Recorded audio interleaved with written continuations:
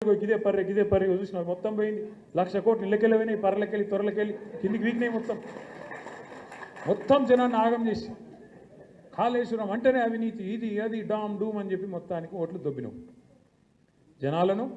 నువ్వు తర్వాత ఇంకా మళ్ళీ పుల్లన్న ఉన్నారు కదా యూట్యూబ్లో, అందరు కలిసి మొత్తం కేసీఆర్ తిట్టుడే పనిగా పెట్టుకొని జనాలను నెత్తులు పాడు చేసి రైతుల నెత్తులు కూడా ఖరాబ్ చేసి మొత్తానికి ఏదో జరగందేదో జరిగినట్టు చూపెట్టి ఆయనతో ఓట్లు కొట్టుకున్నారు. మరి నేను అడుగుతున్నా ఈరోజు ఇదే మేధావులను, ఈ రాష్ట్రంలో ఉండే మీడియాను కూడా నేను అడుగుతా ఉన్నా.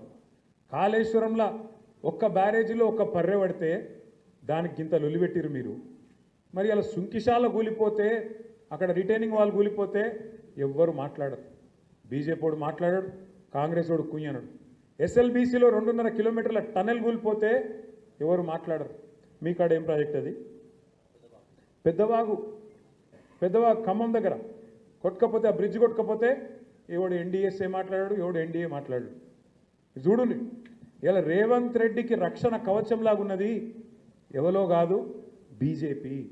నేనేదో ఉత్తగా చెప్తలేను ఈ మాట. లేకపోతే మేడిగడ్డల పర్రె పట్టింది అని రేవంత్ రెడ్డి అనగానే తెల్లారే వరకు వాడొచ్చి వాలిపోలే గద్ద లెక్క బీజేపీ వాడు.